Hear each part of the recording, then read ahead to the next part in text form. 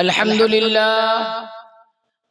لله نحمده ونستعينه ونستغفره ونؤمن به ونتوكل عليه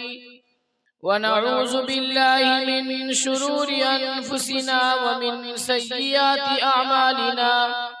من يهده الله فلا مضل له ومن يضلله فلا هادي له ونشهد أن لا إله إلا الله وحده لا شريك له ونشهد أن سيدنا وسندنا وشفيعنا وحبيبنا وإمامنا ومرشدنا محمدا عبده ورسوله أرسله الله تعالى بالحق بشيرا ونذيرا وداعيا إلى الله بإذنه وسراجا منيرا صلى الله تعالى عليه وعلى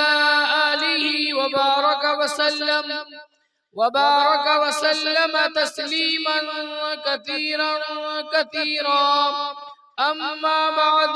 فقد قال الله تبارك وتعالى في كلامه المجيد والفرقان الحميد أعوذ بالله من الشيطان الرجيم بسم الله الرحمن الرحيم يا أيها الذين آمنوا ادخلوا في السلم كافة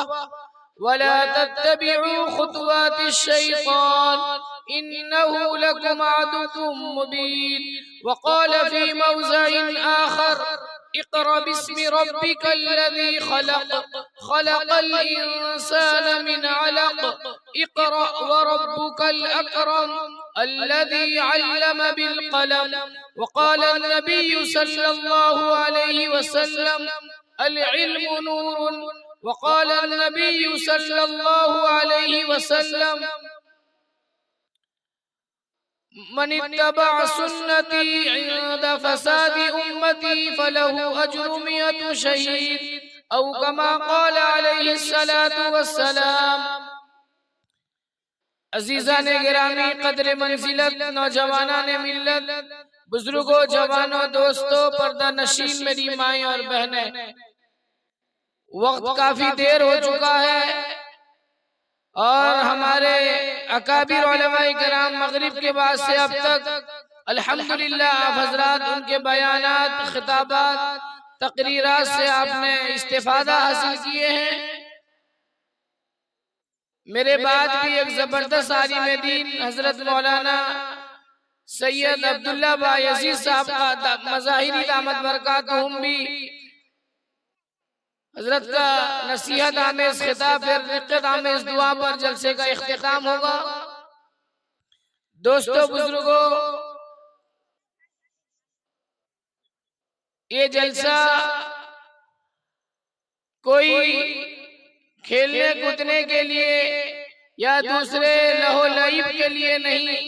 بلکہ ایک مکتب کا ایک عظیم پروگرام ہے. مکتب جامع العلوم بسپدہ ایک گمشدہ، بہت ہی زیادہ پسماندہ علاقہ ہے. بہت مٹھی بھر مسلمان یہاں پر رہتے ہیں اور یہاں کے امام صاحب جناب حضرت حافظ وسیع اللہ صاحب دامت برکاتہ ان کی محنت، ان کی جد و جہد، ان کی کاوش اور ان کے محنتوں کا نتیجہ ہے جو آج اتنے تعداد میں لوگ یہاں بیٹھے ہوئے ہیں. اور مکتب کا پروگرام بھی آپ حضرات کے سامنے بچوں نے بہترین انداز میں پیش کیا ہے. بزرگوں، جوانوں، یہ مکاتب کیا چیز ہے؟ مکتب کسے کہتے ہیں؟ مکتب طلبہ اور طالبات کا مسجد میں آ جانا، یوں بیٹھ کر چلے جانے کا نام نہیں ہے. اس سے پہلے ابھی مفتی صاحب نے بھی علم کی فضیلت پر روشنی ڈالی ہے. میں 5-7 منٹ کے اندر میں اپنی بات ختم کروں گا کہ مکاتب جو ہے یہ ریڑھ کی ہڈی ہے.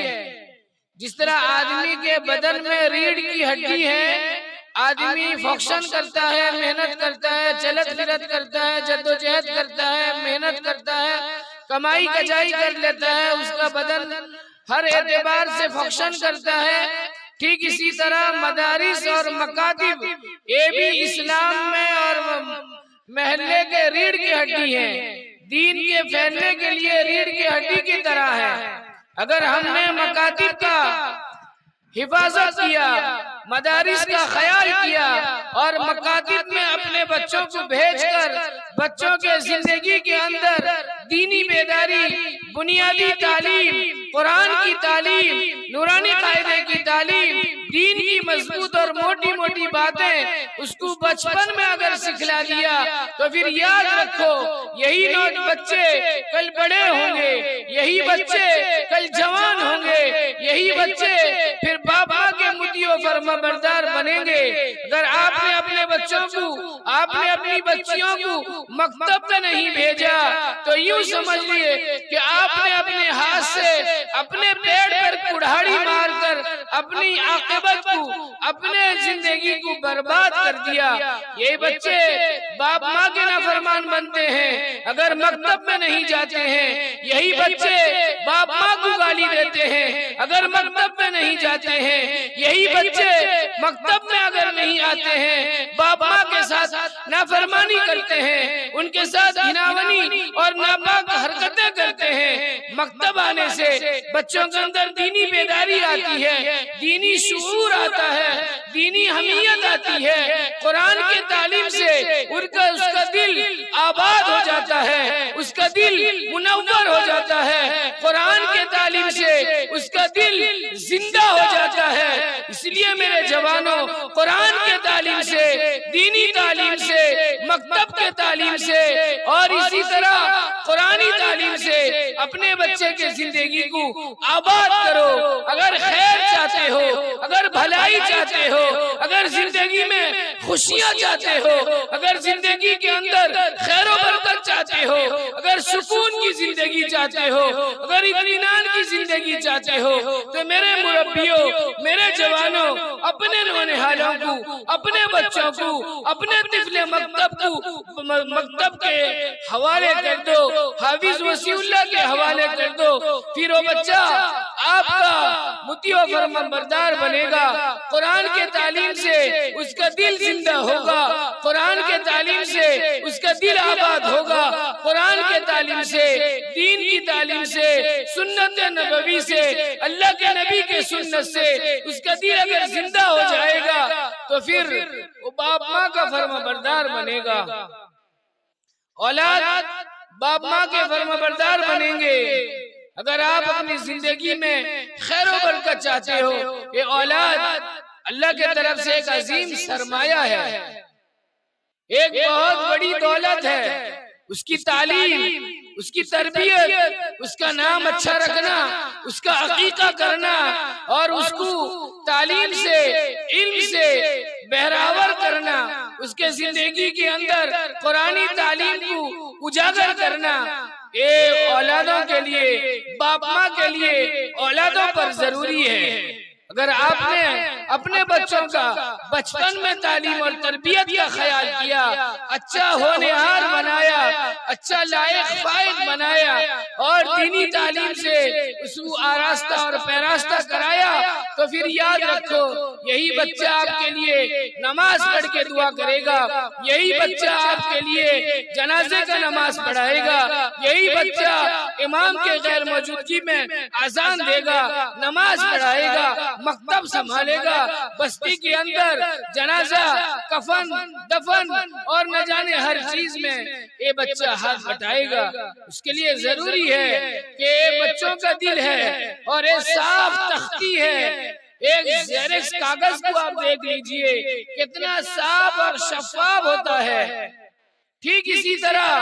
ان بچوں کا جو دل ہوتا ہے کاغذ سے بھی زیادہ سفید ہوتا ہے، ایک دم وائٹ ہوتا ہے، جیسا تختی ہوتا ہے ویسا آپ اس کے اندر ڈال دیجئے. جیسا صاف تختی میں آپ اگر اللہ کا نام ڈالو گے تو اس کے دل میں اللہ داخل ہوگا, خدا داخل ہوگا, رسول اللہ داخل ہوگا. یہ صاف تختی میں اگر ہیرو کا, ہیروئن کا اور ناچ گانے والوں کا اور کیرتن کرنے والوں کا, گانے بجانے والے کا اگر آپ نے صاف تختی میں اگر ویسا چیز ڈالا تو پھر وہ بچہ ویسا ہی بنے گا, شاہ رخ خان بنے گا اور نہ جانے کیسے کیسا خان پٹھان بنے گا. میرے جوانوں, میں بس آپ سے یہی گزارش کروں گا کہ آپ اپنے بچوں کو, آپ اپنے نونہالوں کو مکتب کے حوالے کرو, قرآن کے تعلیم سے اس کے زندگی کو آباد کراؤ. بچہ ڈانٹ کر, مار کر, غصہ ہو کر, چاکلیٹ دے کر مکتب بھیج دو. مکتب والے, امام صاحب, مؤذن صاحب, مکتب پڑھانے والے اس کے زندگی کو, اس کے ذہن کو بنا کر پھر پڑھائیں گے. اس لیے آج دنیا میں اسکول والے اپنا حربہ اپناتے ہیں, کالج والے اپنا طریقہ اپناتے ہیں, اور انگلش میڈیم والے اپنا طریقہ اپناتے ہیں, اور کانوینٹ والے اپنا طریقہ اپناتے ہیں تاکہ بچے کو ڈائیورٹ کر دیا جائے, بچے کے ذہن کو واش کیا جائے, بچوں کو اپنے طرف مائل کیا جائے, بچوں کو اپنے سے لگا لیا جائے. آج ہمارے اندر یہی چیز کی کمی ہے کہ ہم اپنے بچوں کو اپنے سینے سے نہیں لگاتے, اپنے قریب نہیں کرتے, اپنے بازوؤں میں نہیں بیٹھاتے, بچوں کو اپنا قیمتی ٹائم نہیں دیتے. آج ہم موبائل میں ٹائم دیتے ہیں, اب ہم کھیلنے میں ٹائم دیتے ہیں, دوستوں کے ساتھ ٹائم دیتے ہیں, یاروں کے ساتھ ٹائم دیتے ہیں. اگر ٹائم نہیں دیتے, اپنے اولادوں کے لیے ہم ٹائم نہیں نکالتے, اپنے بچوں کی تعلیم کے لیے ہم ٹائم نہیں نکالتے, وقت نہیں نکالتے, تربیت نہیں کرتے. میرے جوانوں, میرے بزرگوں, ہمیں چاہیے کہ چھوٹے بچے کو جس طرح بناؤ گے ویسا بن جائے گا, چھوٹی بچیوں کو جیسا بناؤ گے ویسے بن جائیں گے. اس لیے یہ مکتب بہت ضروری ہے, بہت ضروری ہے. جہاں مکتب کی تعلیم ہوتی ہے آپ اس علاقے سے گزر کر چلے جاؤ گے, ایسا سلام کا بوچھار کریں گے, ایسا سلام ٹھوکیں گے اور ایسا سلام کریں گے, ایسا سلام کا گلدستہ پیش کریں گے, آپ سمجھ جاؤ گے کہ یہاں مکتب کی تعلیم اچھی ہے, یہاں تعلیم ہوتی ہے, یہاں تربیت کا نظام ہے, یہاں اچھا پڑھائی کا نظام ہے. امام صاحب بڑے ایکٹیو ہیں, امام صاحب بڑے فعال ہیں, امام صاحب بڑے متحرک ہیں. اس لیے میرے جوانوں, ضروری ہے, ضروری ہے, لازمی ہے, کمپلسری ہے کہ ہم اپنے بچوں کو تعلیم سے بہراور کرائیں. مکتب والوں کو ضروری ہے کہ اپنے پاس بسکٹ اور چاکلیٹ کا ڈبہ رکھیں, بچوں کو مائل کرائیں. پہلے تو مائل کریں, پھر قائل کریں, پھر ان کو پڑھانے میں لگائیں, گروپ بنا بنا کر پڑھائیں, اچھے انداز میں پڑھائیں, محنت کر کے پڑھائیں. یہ بچے ایک قوم کے, ایک ملت کے, ایک سماج کے, ایک قوم کے نونہال ہیں اور قوم کے عظیم سرمایہ بنیں گے, ایک قوم کی رہبری اور رہنمائی اور لیڈر گیری کریں گے. اس لیے ضروری ہے کہ ہم اپنے مکتب کے تعلیم کو مضبوط مستحکم بنائیں, اچھی تنخواہ دیں, اچھا کام لیں اماموں سے. دو بات ہے, ایک تنخواہ بہت بہترین دیں اور بہت اچھا کام لیں. اگر آپ اپنے زندگی میں دین, آج کی دنیا کی بات بتا رہا ہوں, آج مسلمان بچیاں غیروں کے حوالے ہو رہی ہیں, مرتد بنی جا رہی ہیں, غیروں کا ہاتھ پکڑ رہی ہیں. اس کا واحد وجہ یہ ہے کہ ہم نے ایمان پر, اسلام پر, قرآن پر مضبوط اور مستحکم نہیں. آج ہم مکتب کے تعلیم کو مضبوط نہیں بنائے, جس کے بنا پر ہمارا ایمان ایک دم غیر گزرا ایمان ہے, ایک دم پھسپھسیا ایمان ہے, جس کے بنا پر جو جدھر بلاتا ہے, جس کا ہاتھ پکڑتا ہے وہ پکڑ کر چلے جاتے ہیں. اس لیے آج ہم مسلمانوں کے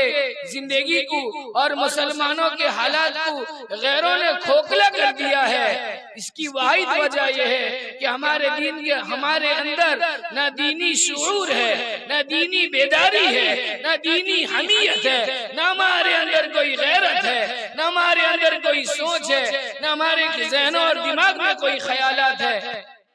اس لیے میرے جوانوں، ہمارے امام صاحب کا آپ قدر کیجئے، انہیں ہدیہ دیجئے، انہیں انعامات سے نوازیے، اور مکتب کے لیے گھروں سے بچوں کو نکال کر مسجد بھیجئے۔ میری ماں اور بہنوں سے کہوں گا کہ آپ انگلش میڈیم کے لیے اور کانوینٹ کے لیے 10-10 منٹ، 15-15 منٹ، آدھا گھنٹہ بچوں کو پاؤڈر، کریم، اسنو لگا کر، بہترین لباس پہنا کر، اسکول کا یونیفارم پہنا کر، بروش اور کولگیٹ اور کھانا ناشتہ کرا کر سڑکوں پر آ کر کھڑی رہتی ہو، اور گاڑی کے انتظار میں کھڑے کھڑے آپ کا وقت گزر جاتا ہے کہ آپ کے دل میں ذرہ برابر بھی سوچ نہیں ہے کہ اسلام ایک پاکیزہ مذہب ہے، اسلام دھرم پاکیزہ دھرم ہے، اسلامی مذہب بہترین مذہب ہے، سب سے اچھا مذہب ہے، سب سے پیارا مذہب ہے، سب سے عمدہ مذہب ہے۔ اللہ نے اس نبی کو خیر امت کا لقب دیا ہے۔ اللہ کے نبی نے ارشاد فرمایا کہ خیرکم من تعلم القرآن وعلمہ، کہ تم میں سب سے بہترین آدمی وہ ہے، تم میں سب سے اچھا آدمی وہ ہے، تم میں سب سے بڑھیا آدمی وہ ہے، تم میں سب سے اسٹینڈرڈ آدمی وہ ہے، تم میں سب سے اعلیٰ کوالٹی کا آدمی وہ ہے جو قرآن سیکھے اور سکھائے۔ اللہ نے یہاں یہ نہیں کہا، نبی نے یہاں یہ نہیں کہا کہ گریجویٹ والا بہتر ہے، انجینئر بہتر ہے، پائلٹ بہتر ہے،